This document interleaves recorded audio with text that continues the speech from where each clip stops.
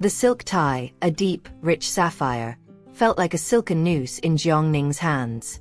It was the color of ambition, the hue Song Yi had chosen to complement the expensive, custom-tailored suit meant to impress the returning scion of the Gu family, Gu Yanchen. 7 years. 7 years of marriage, and she was still tying his knots, still smoothing the lapels of a man who saw her less as a partner and more as a meticulously maintained accessory. Hurry up, Ning. We can't be late for the reception tonight. Song Yi's voice was a sharp, impatient blade, devoid of the gentle affection he'd once used to woo the celebrated campus beauty queen of a university. Jiang Ning's fingers, once deft with a jeweler's tools, paused. She looked past his reflection in the mirror, her gaze drawn to the small, pale face resting on the bed. Their daughter, Yo-Yo, was flushed with fever, her breathing shallow and uneven. The sight was a familiar, aching counterpoint to the glittering world Song Yi demanded they inhabit. Song Yi, could I possibly skip the party tonight? Yo-Yo is sick. I want to stay home with her, just in case. A dismissive wave of his hand cut her off, a gesture of profound indifference. A child with a fever won't die. Let the nanny handle it. This party tonight is for the return of the Gu heir. Do you have any idea how much effort I put into securing this invitation? He turned, his eyes alight with a cold, calculating ambition that had long since consumed the man she married. The multi-billion-dollar project in City A. Everything hinges on your performance tonight. Performance. The word echoed in the silence of the room, a stark reminder of her diminished role. She was a tool, a means to an end, her beauty a currency to be spent on his behalf. The realization was not new, but tonight, it felt heavier, more suffocating. She swallowed the bitter taste of resentment, the metallic tang of self-pity. Fine. I'll get ready. As she moved toward the closet, a voice, saccharine and overly familiar, chirped from the doorway. Hello, Mrs. Song. I'm Mr. Song's secretary, Ruan Tangtang. Ruan Tangtang. The name was as cloying as the woman herself, who now stood preening, a dazzling diamond necklace catching the light. Jiang Ning recognized the piece instantly. It was the one Song Yi had claimed to have bought for an important client, a piece he'd described with a detached, professional air. Wow, what a beautiful necklace, Jiang Ning said, her voice flat, the emotion carefully leached out. Ruan Tongtong's smile tightened, a flicker of panic quickly masked by arrogance. Oh, Mrs. Song, please don't touch my things. It was a special gift from the most important person in my life. He said only the most brilliant diamond deserves to be paired with me. Isn't that romantic? The casual cruelty of the lie, the brazen display of the affair, barely registered. Jiang Ning was numb, a familiar ache in her chest a dull, constant throb. She simply nodded, the gesture a surrender to a reality she no longer had the strength to fight. Dressed in a gown that felt like a heavy, uncomfortable costume, she stood beside Song Yi in the grand ballroom. The air was thick with the scent of expensive perfume, old money, and raw ambition. Song Yi leaned in, his breath hot and unpleasant against her ear. Remember, Ning, you are my best calling card. Everyone in this circle knows I married the campus beauty queen. You have to go. And this prince, Gu Yanchen, he's ruthless. He tolerates no failures. No mistakes tonight. Understand? Yes, she whispered, the word tasting like ash and broken promises. The arrival of Gu Yanchen was not an entrance. It was a seismic event. The crowd parted, hushed and reverent, as if a force of nature had entered the room. He was taller than she remembered, his features sharper, etched with a severity that commanded absolute attention. He was a man who had conquered worlds and returned, not for a celebration, but for a reckoning. Then, disaster struck. A waiter, clumsy with nerves, stumbled, sending a tray of champagne flutes crashing to the marble floor. The noise was deafening in the sudden silence. Gu Yanchen, who had been halfway across the room, stopped. His eyes, dark and piercing, swept the scene. And then, they landed on Jiang Ning. Tea was a moment frozen in time, a strange, intense recognition passing between them. He wasn't looking at the spilled champagne, or the terrified waiter. He was looking at her, his gaze holding a depth of emotion she couldn't decipher. "Are you all right?" he asked, his voice a low, resonant baritone that cut through the silence. "Are you hurt?" Song-yi, ever the opportunist, rushed forward, bowing low, his face a mask of practiced humility. "Mr. Gu, I am so sorry. My wife was clumsy and disturbed your moment. Please, don't take it to heart." The party was over. The atmosphere, shattered by the incident and the sheer, intimidating presence of Gu Yenshin, dissolved into nervous whispers. Song-yi, his face a mask of pure panic, turned on her the moment they were out of earshot. "You only know how to mess things up. 7 years. And what else can you do besides ruin me? The project is completely destroyed. I have to figure out how to distance myself from this. This classless, clumsy, ignorant housewife. The disaster she caused tonight has nothing to do with me, Song-yi. Absolutely nothing." He was shouting now, his voice raw with fear and self-pity. "If Mr. Gu wants to punish someone, it's her. You are a disaster. A woman like you should be thrown out." A new voice, cold and laced with a dangerous familiarity, cut through Song-yi's tirade. "Jiangning, I finally found you." Gu Yenshin stood there, his shadow enveloping them both. He looked at Song-yi with utter contempt. "It's a shame I arrived too late. This trash doesn't deserve you. You should be treated like a jewel, not thrown into this filthy swamp." He turned to Jiangning, his expression softening slightly, a flicker of something akin to regret in his eyes. "Are you okay? Are you hurt?" Before she could answer, he took her arm, his touch firm and possessive, a silent claim. "The prince took Mrs. Song away. In public, no less." "What a scandal," a woman's voice drifted from the crowd and the back of Gu Yenshin's luxurious car. The world outside faded. He was applying a small, antiseptic wipe to a tiny scrape on her wrist, his focus absolute. "Don't worry," he murmured, his eyes focused on the minor injury. "To me, there is no small scratch." He instructed his assistant. "Call the doctor. Bring the best medicine. We can't let it scar." Jiangning felt a strange, dizzying mix of emotions. Gratitude, shame, and a terrifying sense of being seen, truly seen, for the first time in years. "I'm sorry, Mr. Gu. I ruined your reception tonight." He looked up, his dark eyes holding hers. "People like him don't deserve to be by your side, Mrs. Gu." The title, spoken with such conviction, hung in the air, a promise and a challenge. "You must have realized," he continued, his voice dropping to a near whisper, "I like you." Jiangning flinched. "Mr. Gu, you're joking. You know I'm married. He doesn't deserve you. Leave him. Stay with me." "I can't accept that, Mr. Gu." He didn't press. Instead, he handed her a sleek, black card. "Accept this. Consider it your alternative. Think about it. You can find me anytime." He drove her home, dropping her off just as Song-yi's car pulled up. "Jiangning, I didn't know you had so much charm," Song-yi sneered, his fear replaced by a venomous jealousy. "Fresh out of the car and already rushing home. Why didn't you talk more with your prince?" "What are you talking about? Mr. Gu, he just..." "Just what? Just gave you special attention at the party? Jiangning, do you think I'm stupid or blind? He was looking at you like he wanted to devour you right there. I don't know him. Talk a little more, and you will. Seduce him. Connect with him.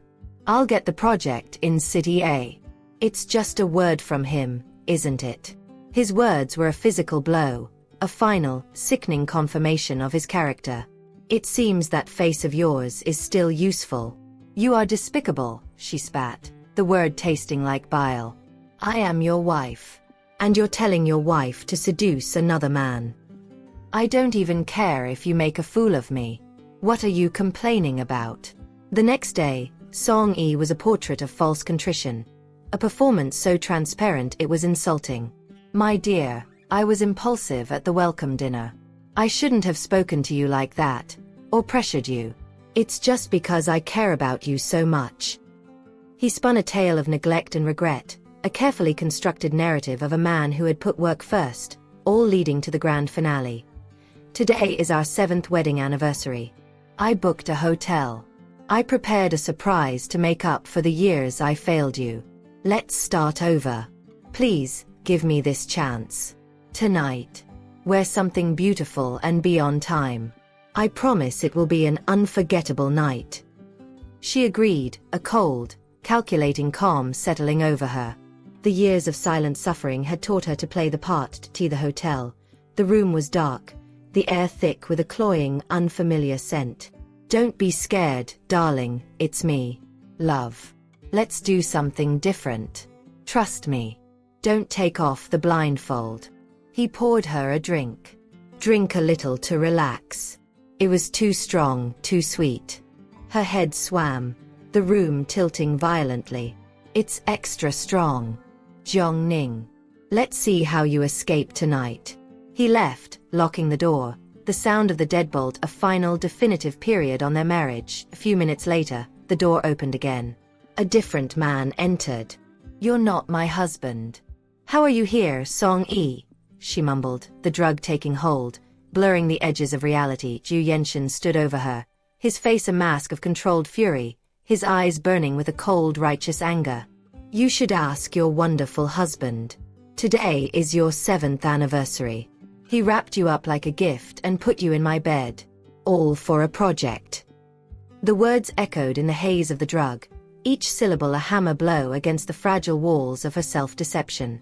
"He sold me for a project. 7 years of marriage. A unilateral joke." To Song-yi, she was not a wife, not a mother, but a commodity. A body to be traded for profit. Zhu Yenshin's voice was gentle now, a stark contrast to the violence of the situation. "Don't be sad over that scoundrel. Now you know who he really is. Leave him and stay with me." "What would I gain by staying with you?" she asked, her voice thick, the question born of a deep, cynical exhaustion. "I can make you Mrs. Gu. Elevate you to unattainable heights in Beijing. Make those who despised and trampled on you look at you with admiration." He was serious. He was offering her a lifeline, a fortress, a weapon. "I asked someone to record a video," he said, his eyes hard. "See for yourself." The video showed Song-yi, laughing with Ruan Tangtang, discussing the plan. "If Gu Yenshin really likes her, she can still help me establish myself in the Gu group. Wouldn't that be killing 2 birds with 1 stone?" The last vestige of her naive hope shattered. The image of Song-yi, the man she had loved, the father of her child, casually trading her dignity for a business deal, was a wound that would never fully heal. "I'm a jewel that deserves to be well guarded," she whispered, repeating his earlier words, a new resolve hardening her gaze. "Away from impurities." The next morning, Gu Yenshin brought her back to the Song residence. He didn't say a word, just escorted her to the door. "I brought you home so you can finalize the divorce," he said, his voice low. "Remember, if you have any trouble, let me know." He was gone before Song-yi could process the scene. The confrontation was immediate and brutal. Ruan Tangtang, emboldened by her perceived victory, had brought her own daughter, who was now tormenting Yo-Yo. "This is the bunny my mother sewed for me. Now it's mine. My mother said you and your mother will be kicked out, so your things are mine too." Jiang-Ning snapped. 7 years of suppressed rage, of humiliation, of watching her daughter suffer, boiled over. She slapped Ruan Tangtang, the sound echoing through the house. "Ruan Tangtang, you know you're a mistress. I haven't even charged you yet, and you dare let your daughter bully mine? I will never leave you alone." Song-yi, drawn by the commotion, roared. "Stop this noise. Can't we have peace first thing in the morning?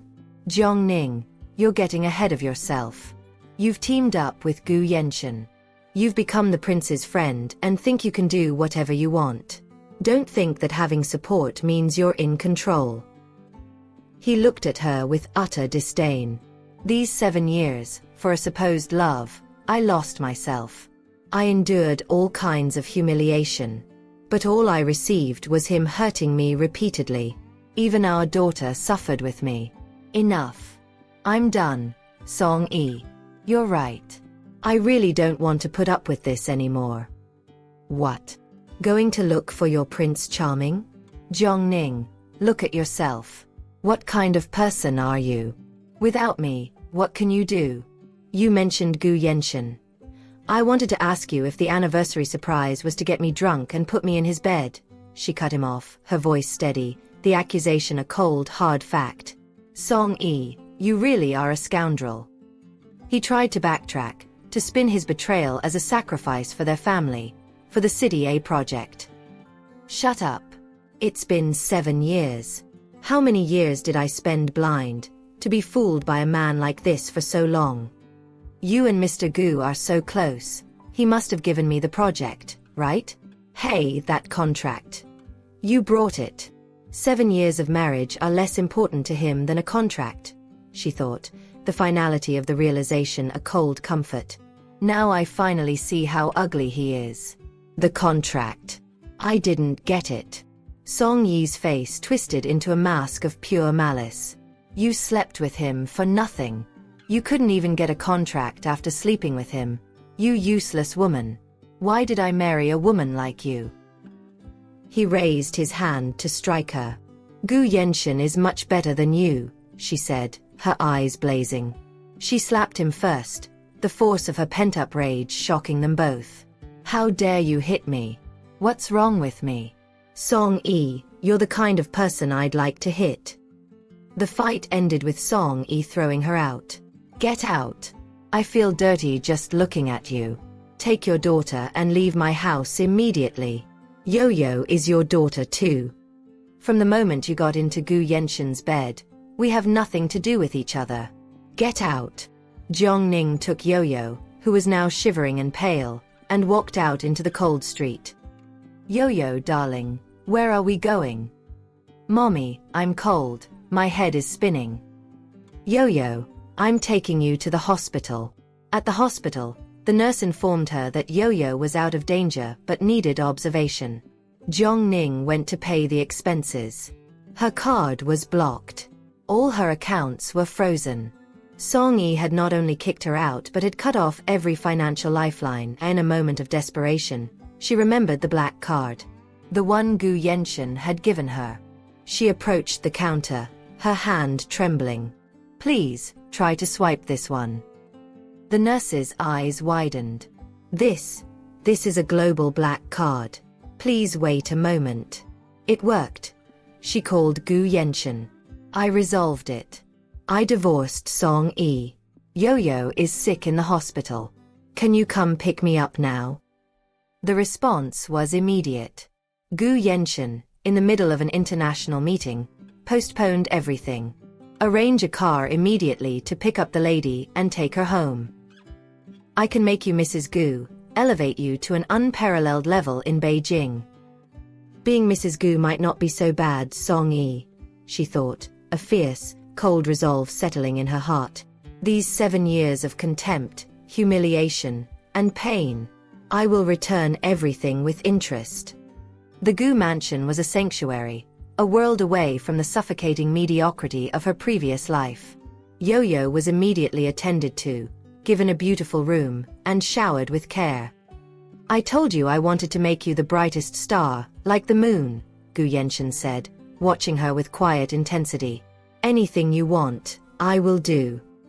Yes, she confirmed, her eyes meeting his. No matter what you want to do, I will be the sharpest blade in your hand. I want Song-yi to fall into disgrace. Everything he did to me, I will return one by one. She walked over to a shelf lined with exquisite jewelry designs. These jewelry designs are the main business of the Gu Group. I love collecting some jewelry designs, especially those of Hua Yuron. Her creations are full of life. They really touch people. Gu Yenshin watched her, a slow smile spreading across his face. Hua Yuron? Is that really you? Jiangning, the forgotten housewife, was in fact Hua Yuron, the celebrated anonymous jewelry designer who had abandoned her career 7 years ago for a man who didn't deserve her. Help me, she said, turning to him, her eyes shining with the fire of her rediscovered passion. Organize a grand design competition. It has to be the grandest, one that the entire industry knows about. The winner will take a multi-million-dollar project from the Gu Group. You have an idea. I want Song Yi and Ruan Tangtang to participate. I want them to see hope, and then destroy their dreams. Gu Yenshin didn't hesitate. Consider it done. It will be the perfect chance for them to see the treasure they lost. Within 3 days, the International Jewelry Design Competition of the Gu Group was announced. A prize of 5 million and control of an annual multi-million-dollar project. The news shook the industry.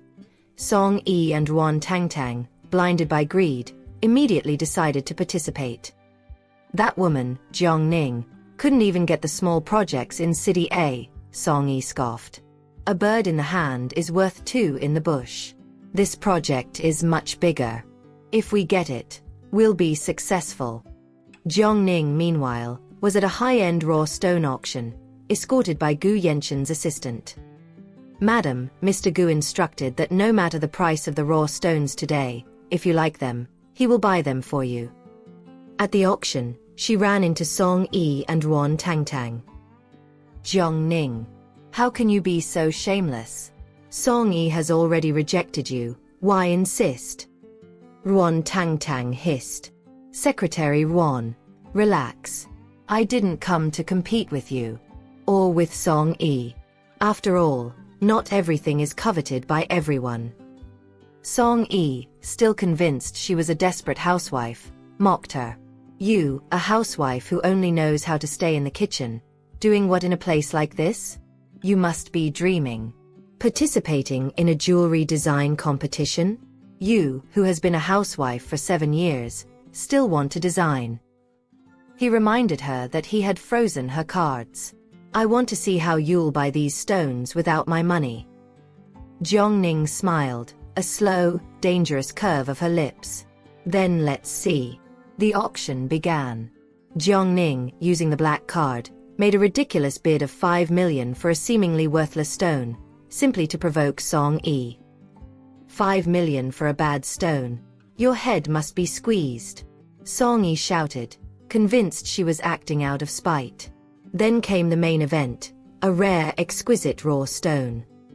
I need to secure this stone, our success depends on it. Song Yi declared. The bidding escalated rapidly. 10 million, 20 million, 30 million. Jiang Ning, why are you interfering? You're a housewife who hasn't worked for 7 years. I froze your card. You don't have a penny. Where does the courage to compete with me come from? Song Yi was frantic. 60 million. Jiang Ning bid, her voice calm. Song Yi, desperate, shouted, 1 billion. The room gasped. 1 billion for a raw stone. Then Gu Yenshin, who had just entered the room, raised his hand and made a silent gesture. The celestial lantern.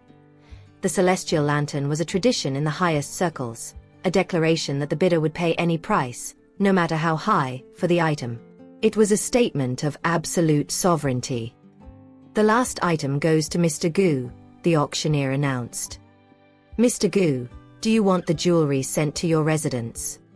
No need, Gu Yenshin replied, his eyes finding Jiang Ning's. I did this especially for my wife, Mrs. Gu.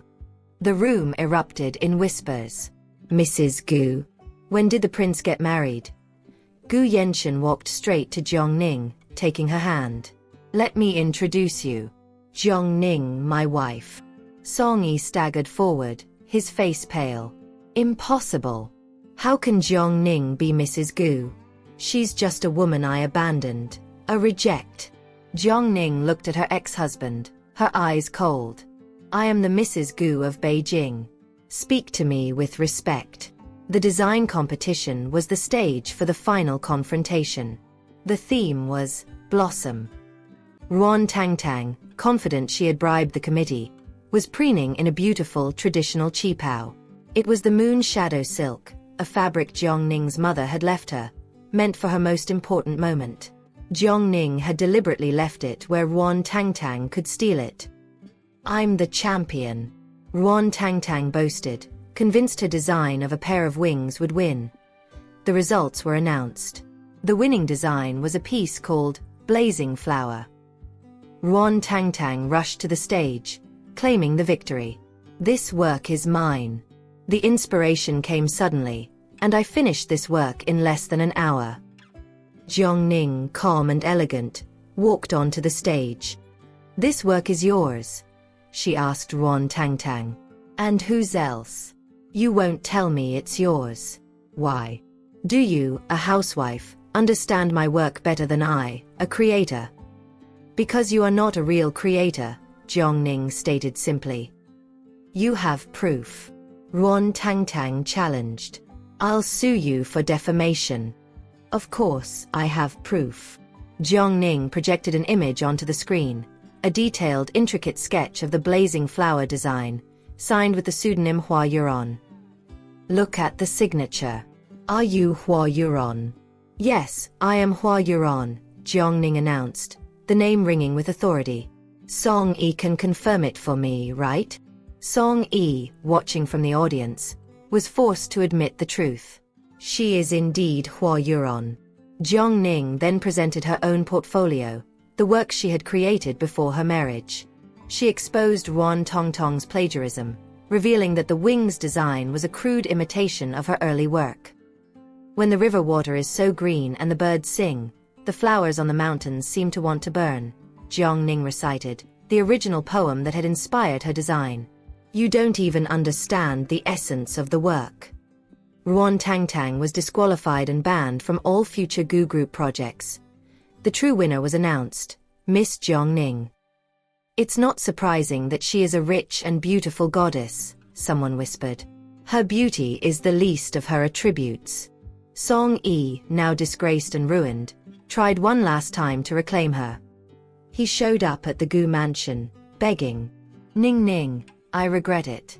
I really regret it. Please forgive me." "A decent ex-husband should look dead," Gu Yenshin said, stepping between them. "She is my wife. Unless I get tired of her, she will always be mine." Song Yi, desperate, pulled out a bouquet of her favorite flowers and a repaired version of the dress he had ruined. "And here's the ring I owe you for years, Ning Ning. I really can't live without you. Without you, I'll die. The Jiangning who was willing to give up everything for you was already ruined by you," she said, her voice devoid of emotion. "Don't let me see you again." The final, inspiring moment came on Yo-Yo's birthday. Gu Yenshin had arranged a lavish party. He knelt before Jiangning, holding a magnificent diamond ring. "Ning Ning, this is a luxury diamond ring that I specially commissioned from a famous Italian jewelry designer for you. I want to ask you to marry me on Yo-Yo's birthday party." "Marry him. Marry him," the crowd cheered. Jiangning looked at the man who had been her silent protector, her unwavering supporter, the one who had seen her worth when she herself had forgotten it. "I accept." Later, alone with Gu Yenshin, she asked, "Why are you so good to me?" He smiled, a genuine warm smile that reached his eyes. "Do you remember the first time we met?" "Since that time," he continued, his voice a low, intimate rumble, "I knew you were the person I was looking for in my life. We missed each other for so many years. But now that you are by my side, that's enough." She leaned in, resting her head on his shoulder. "Gu Yenshin, you know what? Sometimes you're too sappy." He kissed her forehead. "I'm only sappy with you." The phoenix had risen from the ashes, not just to reclaim her name and her fortune, but to find a love that was true, respectful, and utterly devoted. Jiangning, the designer, the mother, the Mrs. Gu, had finally blossomed. Her life, once a tragedy of silent suffering, was now a masterpiece of happy, hard-won triumph.